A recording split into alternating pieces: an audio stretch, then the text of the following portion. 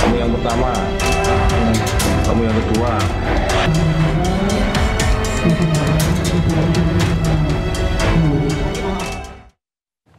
Pemirsa, lagi-lagi Israel menyerang Gaza. Kali ini sebuah kafe di pinggir pantai. Masyarakat sipil menjadi korban, 33 orang meninggal dan lainnya luka-luka.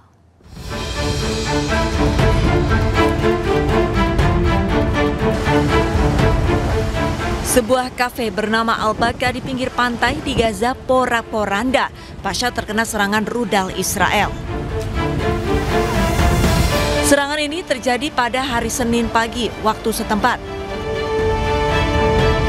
Tercatat 33 orang meninggal dan 50 orang luka-luka dampak kejadian ini. Sebagian besar korban adalah warga sipil yang tengah mencari udara segar di pinggir pantai bersama keluarga. Dan juga terdapat korban jurnalis. Hingga berita ini disiarkan, pihak militer Israel belum memberikan keterangan.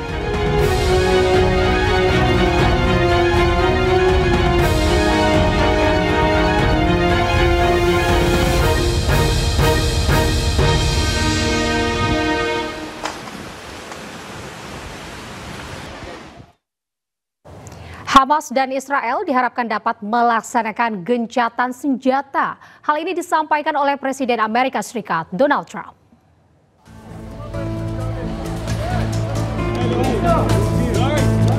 Dua 20 bulan sudah Hamas dan Israel berperang. Hasil perang ini merugikan banyak warga. 50.000 warga Palestina meninggal dunia. Presiden Amerika Serikat Donald Trump menyampaikan keinginannya menengahi Hamas dan Israel untuk gencatan senjata. Saat ini ia mengklaim Perdana Menteri Israel yaitu Benjamin Netanyahu tengah bernegosiasi dengan pimpinan Hamas untuk membebaskan tahanannya. Sebelumnya, gencatan senjata sudah pernah dilakukan, yaitu pada 19 Januari hingga 1 Maret 2025. Namun, Israel melanggarnya dengan menyerang permukiman Gaza terlebih dahulu.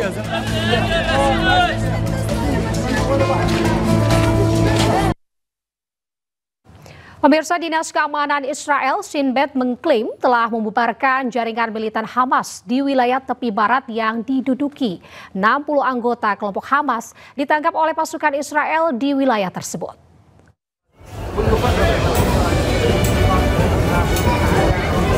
Dinas Keamanan Israel Shin Bet mengklaim telah menangkap 60 anggota kelompok Hamas saat membubarkan jaringan militan Hamas di wilayah tepi barat yang diduduki. Shin Bet menduga puluhan anggota Hamas yang mereka tangkap itu sedang merencanakan serangan ke Israel. Shin Bet yang merupakan badan keamanan internal Israel juga menyebut infrastruktur Hamas yang signifikan, kompleks, dan berskala besar telah terungkap. Disebutkan juga bahwa Shin Bet telah membubarkan 10 sel militan Hamas yang beroperasi untuk melancarkan serangan dengan berbagai format dalam waktu dekat. Shin Bet menyebut dakwaan terorisme menjerat para tersangka yang telah ditangkap.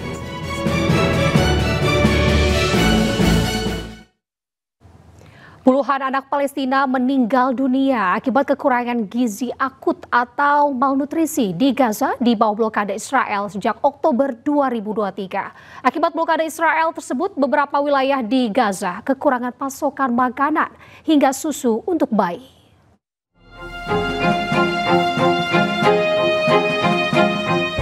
Puluhan anak Palestina meninggal dunia akibat kekurangan gizi akut atau malnutrisi di Gaza di bawah blokade Israel sejak Oktober 2023. Akibat blokade Israel, beberapa wilayah di Gaza kekurangan pasokan makanan hingga susu untuk bayi. Pihak Rumah Sakit Nasser di jalur Gaza Utara merekam situasi yang menunjukkan beberapa keluarga yang memiliki anak-anak menderita malnutrisi. Seorang ibu menyebut anaknya kekurangan gizi selama 1 tahun ini dan dirinya menyebut bahwa anaknya berhak untuk hidup normal dan sehat. بنتي تعبانه لها سنه في الحاله هذه بس اكثر شيء الاسبوعين هذول الحاله تبعتها ساءت بالزياده الحين بطلت تاكل ولا تشرب الا على الحليب.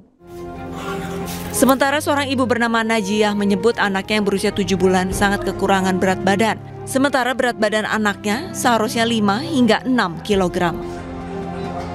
ابني تعب امبارح وجبته دغري على المستشفى صار وجهه اصفر وصار زي الخرقة وجبته دغري على المستشفى يعني ميزانه مقدرش يطلع عن أكتر 2 كيلو 2 كيلو يعني عمره 7 شهور 2 كيلو حقيقة عمره وميزانه 6 كيلو. Pihak Rumah Sakit Nasser Medical Complex menyebut sejauh ini rumah sakit telah menerima 500 pasien kekurangan gizi. Perharinya rumah sakit menerima 5 hingga 10 kasus baru setiap hari. بالنسبة لحالات سوء التغذية تم إحصاء حتى هذه اللحظة 500 حالة سوء تغذية في مجمع ناصر الطبي. طبعا قسم سوء التغذية الآن يعني بالكامل الأسرة مشغولة بحالات سوء التغذية. كل يوم هناك ورود ل5 إلى 10 حالات جديدة. كل شهر هناك زيادة 150% عن الشهر السابق بالنسبة لحالات سوء التغذية. عدد الحالات الوفاة يقارب ما بين 60 ل 70 نتيجة سوء التغذية منذ بدء الحرب. Menurut UNICEF, sejak awal tahun hingga Mei 2025, dalam 150 hari, rata-rata 112 anak per hari dirawat untuk kekurangan gizi di Gaza, dengan total yang dirawat mencapai 16.736.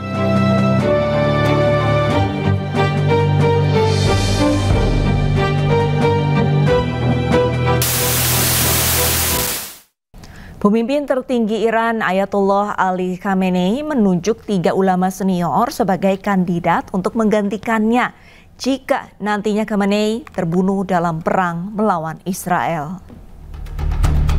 3 pejabat Iran menegaskan Khamenei ingin memastikan transisi yang cepat dan tertib jika dirinya tewas dalam perang. Sesuai aturan di Iran, jika pimpinan tertinggi meninggal, konstitusi Iran mengharuskan majelis ahli yang merupakan sebuah badan ulama yang beranggotakan 88 orang untuk memilih pengganti. Proses ini hanya digunakan 1 kali sejak Revolusi Islam 1979, yakni ketika Khamenei sendiri yang terpilih menjadi pimpinan tertinggi pada 1989. Di sisi lain, Iran juga mengakui rantai komando rezim sempat terpukul dalam serangan Israel. Namun demikian, seluruhnya masih berfungsi dengan baik.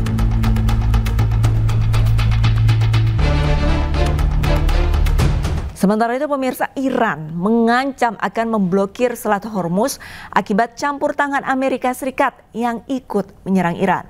Penutupan jalur distribusi minyak dunia ini diduga akan berdampak pada harga minyak dunia.